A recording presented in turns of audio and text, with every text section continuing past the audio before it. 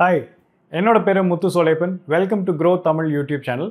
இந்த சேனலில் வந்து நாங்கள் போடுற வீடியோஸ் வந்து it is only for educational பர்பஸே தவிர இதில் எந்த விதமான பை ஆர் செல் ரெக்கமெண்டேஷன் நாங்கள் உங்களுக்கு கொடுக்கல. Never invest in a business that you cannot understand. இதுதான் வந்து பார்த்தீங்கன்னா ஆஃபன் வந்து பார்த்தீங்கன்னா வந்து வாரன் பஃபட் வந்து ரிப்பீட் பண்ணுற ஒரு கோட்டை. அண்ட் இந்த கோட்டை நிறைய பேர் நிறைய விதமாக வந்து இன்டர்பிரேட் பண்ணிகிட்டு இருக்காங்க. அண்ட் இந்த டைமில் வந்து பார்த்தீங்கன்னா மார்க்கெட்டில் வந்து பார்த்தீங்கன்னா நம்ம இந்தியன் இன்வெஸ்டர்ஸ் வந்து பார்த்தீங்கன்னா ஃபாரினில் வந்து ஆப்பர்ச்சுனிட்டிஸ் இருக்கா, ஃபாரின் கண்ட்ரீஸில் எதுலையாவது போய் இன்வெஸ்ட் பண்ணலாமா அப்படின்னு சொல்லிட்டு அந்த மார்க்கெட்டெல்லாம் வந்து எக்ஸ்ப்ளோர் பண்ண ஆரம்பிச்சிருக்காங்க. ஸ்பெசிஃபிக்காக வந்து பார்த்திங்கன்னா யூஎஸ்ஏ வந்து ஒரு மார்க்கெட்டாக வந்து நிறைய பேர் வந்து பார்க்குறாங்க. ஸோ இந்த இடத்துல வந்து பார்த்திங்கன்னா இன்வெஸ்டர்ஸ் வந்து நிறைய பேர் வந்து பார்த்திங்கன்னா எப்படி யூஎஸ் மார்க்கெட்டில் போய் இன்வெஸ்ட் பண்ணலாம் அப்படின்னு சொல்லிட்டு நிறைய பேருக்கு வந்து டவுட்ஸ் இருக்குது. இன்னொரு குரூப் ஆஃப் பீப்புள் வந்து பார்த்திங்கன்னா இந்தியாவில் இன்வெஸ்ட் பண்ணுறது பெட்டரா இல்லை யூஎஸில் இன்வெஸ்ட் பண்ணுறது பெட்டரான்னு சொல்லிட்டு அந்த ஒரு கன்ஃபியூஷன்லையும் வந்து இருக்காங்க. அண்ட் இன்னொரு குரூப் ஆஃப் பீப்புள் வந்து பார்த்தீங்கன்னா யூஎஸில் பண்ணுறத விட இந்தியாவில் பண்ணுறதே வந்து எனக்கு ஹாப்பியாக இருக்குது அப்படின்னு சொல்லிட்டு அந்த மாதிரி ஒரு செட் ஆஃப் பீப்புளும் வந்து இருக்காங்க. ஸோ இந்த டவுட்டை கிளியர் பண்ணுறதுக்கு தான் இன்னைக்கு வீடியோ. ஸோ இன்னைக்கு வீடியோவில் வந்து இந்தியன் ஸ்டாக் மார்க்கெட்டையும் வந்து அதே மாதிரி யூஎஸில் இருக்கிற ஸ்டாக் மார்க்கெட்டையும் வந்து கம்பேர் பண்ணி உங்களுக்கு என்னென்ன பேராமீட்டர்ஸில் வந்து ரெண்டு பேருக்கும் இருக்கிற கார்லேஷனோ இல்லை டிஃப்ரென்ஸோ என்ன இருக்குங்கிறத நம்ம டீட்டெயில்டாக வந்து அனலைஸ் பண்ணி உங்களுக்கு ஒரு புரிதலை வந்து ஏற்படுத்த போகிறோம். யூஎஸ் மார்க்கெட்டுக்கு வந்து பார்த்தீங்கன்னா ஒரு ரெஃபரன்ஸ் பாயிண்ட்டுக்காக வந்து நம்ம என்ன பண்ணுறோம்னா நிறைய மார்க்கெட்ஸ் இருக்குது. பட் நம்ம என்னென்னா வெறும் டவ் ஜோன்ஸ் மட்டும் எடுத்துக்கிறோம். So tau Jones industrial average DJIA இதை வந்து ஒரு ப்ராக்ஸியாக வந்து எடுத்துக்கிறோம். அதே மாதிரி இந்தியன் ஸ்டாக் மார்க்கெட்லேயும் வந்து பார்த்தீங்கன்னா NSE பேஸில் இருக்குது. பட் நம்ம வந்து ஒரு ரெஃபரன்ஸ் பாயிண்ட்டுக்காக வந்து BSE வந்து எடுத்துக்கிறோம், பாம்பே ஸ்டாக் எக்ஸ்சேஞ்சை எடுத்துக்கிறோம். ஸோ இதை வச்சு இது ரெண்டுத்தையும் வந்து கம்பேர் பண்ணி நம்ம ஒரு அனாலிசிஸ் வந்து இந்த வீடியோவில் வந்து பண்ண போகிறோம். வாங்க வீடியோக்குள்ளே போகலாம். ஃபர்ஸ்ட் வந்து கார்லேஷன் அண்ட் போர்ட்ஃபோலியோ டைவர்சிஃபிகேஷன். கார்லேஷன்னா என்ன அப்படின்னா, இந்த கார்லேஷனுங்கிறது வந்து ஒரு ரெண்டு விஷயத்துக்கு நடுவில் இந்த ரெண்டு விஷயத்தையும் வந்து கம்பேர் பண்ணல, இந்த ரெண்டும் வந்து ஒரே ட்ராக்ல போயிட்டுருக்கா இல்லை ஆப்போசிட் ட்ராக்ல போயிட்டுருக்கா இல்லை ரெண்டுத்துக்கும் வந்து சம்மந்தமே இல்லாமல் இருக்கா அப்படிங்கிறத வந்து அனலைஸ் பண்ணுறது தான் வந்து பார்த்திங்கன்னா இந்த கார்லேஷனில் வந்து பண்ணுவோம். ஸோ நாங்கள் வந்து என்ன பண்ணோம் அப்படின்னா வந்து இந்த ரெண்டு இண்டெக்ஸையும் வந்து என்னென்னா மந்த் ஆன் மந்த் அவங்க கொடுக்குற ரிட்டர்ன்ஸை வந்து கார்லேஷன் பண்ணி பார்த்தோம். அது பண்ணி பார்க்கல அதில் வந்து கார்லேஷனோட எஃபிஷியன்ட் என்ன வந்திருக்குன்னு பார்த்தீங்கன்னா வந்து 0.54 வந்திருக்கு. ஸோ இது என்ன இண்டிகேட் பண்ணுதுன்னா ஒரு செமி ஸ்ட்ராங் ரிலேஷன்ஷிப் வந்து ரெண்டு மார்க்கெட்டுக்கும் வந்து இருக்குது அப்படிங்கிறது தான் வந்து இது ப்ரூவ் பண்ணுது. ஸோ இந்த மாதிரி கேஸில் நம்ம என்ன புரிஞ்சுக்கணும் அப்படின்னா, இந்த மாதிரி ஒரு டைப் ஆஃப் டைவர்சிஃபிகேஷன் நம்ம போகல, we have to handle it with lot of caution. வீரம் Shah, co-founder and CEO of Vested Finance, இவர் என்ன சொல்றாருன்னா யூஎஸ் மார்க்கெட்டில் வந்து பார்த்தீங்கன்னா நிறைய ஆப்பர்ச்சுனிட்டிஸ் வந்து இருக்குது அப்படிங்கிறாரு. இது அவர் என்ன ஸ்டேட்மெண்ட் சொல்கிறாரு அப்படின்னா, நீங்கள் ஒரு யூஎஸ் மார்க்கெட்டில் வந்து நீங்கள் இன்வெஸ்ட் பண்ணுறீங்க அப்படின்னா நீங்கள் வந்து யூஎஸ் மார்க்கெட் பற்றி மட்டும் உங்களுக்கு தெரியாமல் உங்களுக்கு என்டையர் குளோபல் மார்க்கெட்டை பற்றியுமே ஒரு எக்ஸ்போஷர் வந்து உங்களுக்கு கிடைக்கும் அப்படிங்கிறாரு. இது எதனால் அப்படி சொல்கிறாருன்னா, யூஎஸில் வந்து ஒரு கம்பெனி வந்து லிஸ்டடாக இருக்குது அப்படின்னா மோஸ்ட்லி வந்து மேக்ஸிமம் நிறைய அந்த கம்பெனிஸ் எல்லாமே வந்து பார்த்திங்கன்னா குளோபல் ஆப்ரேஷன்ஸ் வச்சுருக்காங்க. அக்ராஸ் மெனி கண்ட்ரீஸ் வந்து அவங்க ஆப்ரேட் பண்ணுறதுனால. பட் ஆனால் லிஸ்டட் வந்து பார்த்திங்கன்னா வந்து யூஎஸ் மார்க்கெட்டில் வந்து லிஸ்ட் பண்ணியிருப்பாங்க. ஸோ இதனால் வந்து ஒரு குளோபல் எக்ஸ்போஷரும் கிடைக்கும், யூஎஸ் மார்க்கெட் பற்றின எக்ஸ்போஷரும் வந்து கிடைக்கும். ஸோ இதனால் வந்து நிறைய பெனிஃபிட்ஸ் இருக்குன்னு சொல்லிட்டு அவர் சொல்கிறார். செகண்ட் வந்து கரன்சி. ஸோ இந்தியன் கரன்சி வந்து பார்த்திங்கன்னா யூஎஸ் டாலர் கம்பேர் பண்ணையில் வந்து குறைஞ்சிக்கிட்டே வந்து போகுது. இது வந்து ஒரு கானாக வந்து பார்க்குறாங்க, அதாவது ஒரு நெகட்டிவாக வந்து பார்க்குறாங்க. ஸோ இது என்ன ஆக்சுவலாக மீன் பண்ணுன்னா, உங்களுக்கு வந்து பார்த்திங்கன்னா வந்து நம்மளோட வேல்யூ இந்தியன் ருப்பியோட வேல்யூ கம்மியாகிட்டே போச்சு அப்படின்னா நம்மளோட இன்வெஸ்ட்மெண்ட் வந்து நம்ம இன்வெஸ்ட் பண்ணுற பணம் வந்து பார்த்திங்கன்னா வந்து ருப்பி வேல்யூவில் வந்து பார்க்கல, அது டிக்ளைன் ஆகிட்டே வந்து போயிட்டுருக்கோம் அப்படிங்கிற மாதிரி வந்து சொல்கிறாங்க.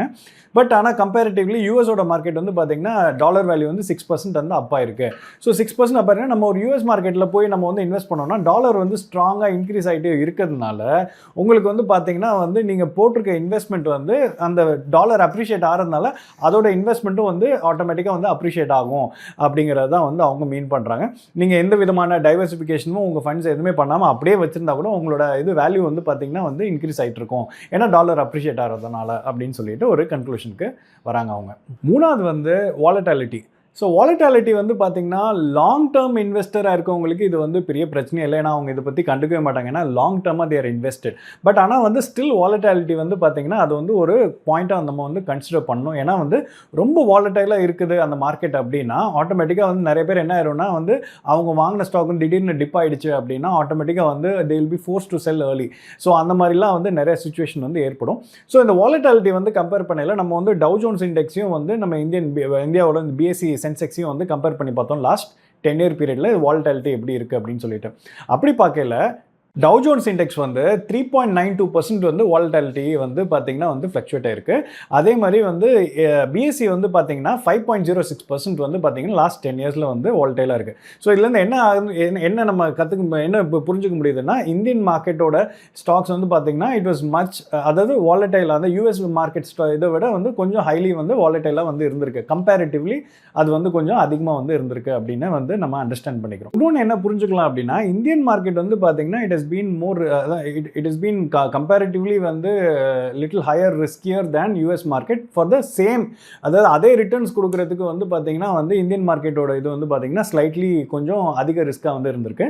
இன்னொரு பக்கத்தில் பார்த்தீங்கன்னா இந்தியன் மார்க்கெட்டுக்கு வந்து பார்த்தீங்கன்னா வாலட்டாலிட்டி ஜாஸ்தியாக இருக்கிறதுனால யூஎஸ் கம்பேர் பண்ணல இதில் வந்து பார்த்தீங்கன்னா வந்து அதிகப்படியான ரிட்டர்ன்ஸும் வந்து நிறைய இன்வெஸ்டர்ஸுக்கு வந்து இந்தியன் மார்க்கெட்லேருந்து கிடச்சிருக்கு அப்படிங்கிறதையும் வந்து நம்ம இன்ஃபர் பண்ண முடியும். பர்ஃபார்மன்ஸ் அடுத்ததை எடுத்துக்கணும் அப்படின்னா பர்ஃபார்மன்ஸ் வைஸ் பார்க்கல இந்தியன் மார்க்கெட்டும் சரி யூஎஸ் மார்க்கெட்டும் சரி போத் டவ் ஜோன்ஸும் இதுவும் பிஎஸ்சியும் வந்து பார்த்தீங்கன்னா கிட்டத்தட்ட ஒரே மாதிரி தான் வந்து பர்ஃபார்ம் பண்ணியிருக்கு லாஸ்ட் 10 இயர்ஸில். ஏன்னா டவ் ஜோன்ஸோட காம்பவுண்ட் ஆனுவல் ரிட்டர்ன் வந்து பார்த்தீங்கன்னா வந்து கிட்டத்தட்ட 9.75% வந்து ரிட்டர்ன்ஸ் கொடுத்துருக்காங்க. அதே வந்து பிஎஸ்சியில் வந்து பார்த்தீங்கன்னா லாஸ்ட் 10 இயரோட காம்பவுண்ட் ஆனுவல் ரிட்டர்ன் 9.7% கொடுத்துருக்காங்க. அதே மாதிரி ஃபஸ்ட்டு 5 இயர்ஸோட அந்த 2011லேருந்து 2015ஓட பர்ஃபார்மன்ஸ் எடுத்துக்கணும்னா யூஎஸ் மார்க்கெட்டில் பார்த்தீங்கன்னா அதுவும் கிட்டத்தட்ட ஒரே மாதிரி தான் வந்து ரிட்டர்ன்ஸ் கொடுத்துருக்காங்க. டவ் ஜோன்ஸ் வந்து 12.86% வந்து ரிட்டர்ன்ஸ் கொடுத்துருக்கு. அதே மாதிரி இந்த பிஎஸ்சி வந்து பார்த்தீங்கன்னா 12.11% வந்து கொடுத்துருக்கு. ஸோ இதுலேயும் வந்து பார்த்தீங்கன்னா பெரிய டிஃப்ரென்ஸ் வந்து இல்லை, ஒரே மாதிரி தான் வந்து ரிட்டர்ன்ஸ் கொடுத்துருக்கு. அஞ்சாவது வந்து பார்த்தீங்கன்னா வேல்யூவேஷன். ஸோ வேல்யூவேஷன் படி பார்க்கல டவ் ஜோன்ஸோட ரேஷியோ வந்து பார்த்தீங்கன்னா 16, அதே வந்து சென்செக்ஸ் வந்து பிஎஸ்சி சென்செக்ஸ் வந்து பார்த்தீங்கன்னா 33.13. ஸோ இதுலேருந்து என்ன தெரியுதுன்னா வந்து நீங்கள் என்ன டக்குன்னு என்ன சொல்லிடுவீங்கன்னா அப்போ வந்து நம்மளது வந்து ஓவர் வேல்யூடாக இருக்கா, இந்தியன் மார்க்கெட்டோட ஸ்டாக்ஸ் வந்து ஓவர் வேல்யூடாக இருக்கான்னு சொல்லி கேட்கலாம். பட் அப்படி நம்ம எடுத்துக்க முடியாது. அதில் வந்து என்ன சொல்ல ட்ரை பண்ணுறாங்கன்னா இந்தியன் ஸ்டாக்ஸ் வந்து பார்த்தீங்கன்னா இன்னும் குயிக்காக வந்து ஏர்ன் பண்ணக்கூடிய பொட்டன்ஷியல் இருக்குது compared to US stocks US companies அப்படிங்கிறத வந்து அவங்க இன்ஃபர் பண்ணணும். அது மட்டும் இல்லாமல் இந்தியன் ஜிடிபி வந்து பார்த்தீங்கன்னா வந்து ரொம்ப ஃபாஸ்ட்டாக வந்து க்ரோ ஆகிருக்கு இந்தியன் யூஎஸ் ஜிடிபியை விட.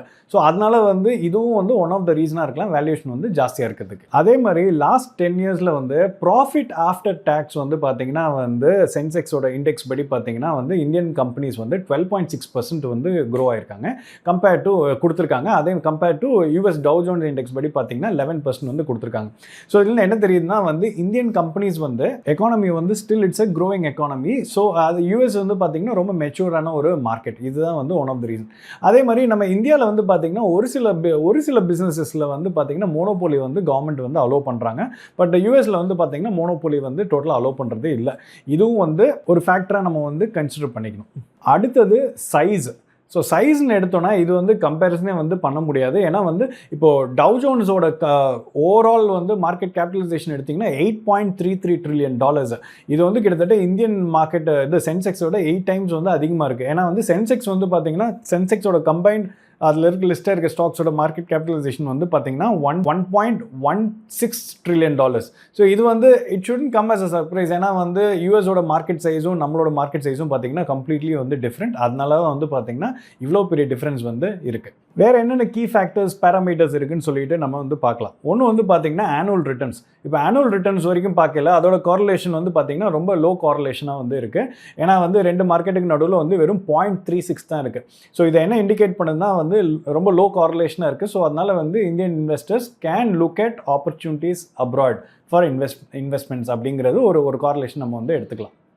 அதே மாதிரி இந்தியன் இண்டெக்ஸில் வந்து பார்த்திங்கன்னா வந்து ஃபைனான்ஸ் செக்டரில் இருக்கக்கூடிய கம்பெனிஸ் தான் வந்து பார்த்திங்கன்னா மேஜர் டாமினேஷன் இருக்குது. மேக்ஸிமம் வந்து கேபிட்டலைசேஷன் வந்து வச்சுருக்காங்க. கம்பேர்ட் டு யூஎஸில் வந்து பார்த்திங்கன்னா டெக் இருக்குது. பட் ஸ்டில் ஓவராலாக வந்து பார்க்கல வந்து ரீசனபிளி வந்து நிறைய செக்டர்ஸ் வந்து ஈக்குவலி வந்து ஸ்ப்ரெட் ஆகிருக்கு. அடுத்தது front line Indian index is more expensive than யூஎஸ்ங்க. அதாவது என்ன நம்ம புரிஞ்சுக்கணும்னா, இந்தியன் மார்க்கெட் வந்து பார்த்தீங்கன்னா, it is operating at a higher multiple and offering very low dividends. அடுத்தது வந்து பார்த்தீங்கன்னா, இந்தியன் கம்பெனிஸ் வந்து ஹையர் ஏர்னிங்ஸ் growth வந்து பார்த்தீங்கன்னா டெலிவர் பண்ணியிருக்காங்க கம்பேர்ட் டு யுஎஸ் கம்பெனிஸ். ஏன்னா யுஎஸ் கம்பெனிஸ் வந்து பார்த்தீங்கன்னா, ஆல்ரெடி அவங்க வந்து பார்த்தீங்கன்னா, பெரிய அளவுல வந்து எக்ஸ்பேண்ட் ஆகி அவங்க கம்பெனிஸ்லாம் பார்த்தீங்கன்னா, ரொம்ப மெச்சூரா வந்து இருக்கிறதுனால, அவங்க வந்து ரொம்ப லோ ஏர்னிங் growth தான் வந்து அவங்களால வந்து கொடுக்க முடிஞ்சிருக்கு.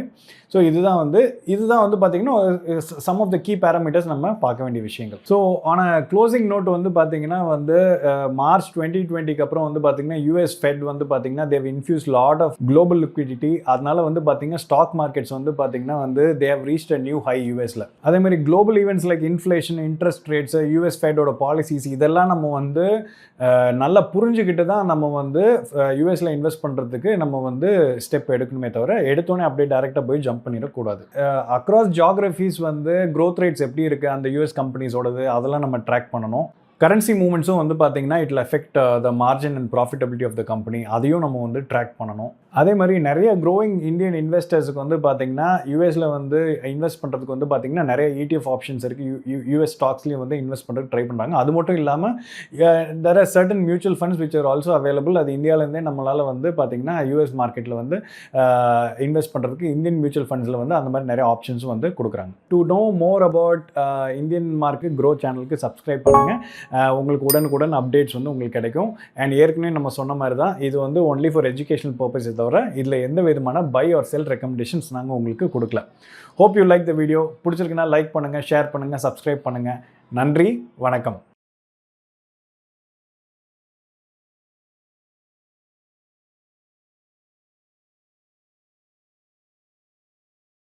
Investment in securities market are subject to market risks. Read all the related documents carefully before investing. Please read the risk disclosure documents carefully before investing in equity shares, derivatives, mutual fund, and or other instruments traded on the stock exchanges.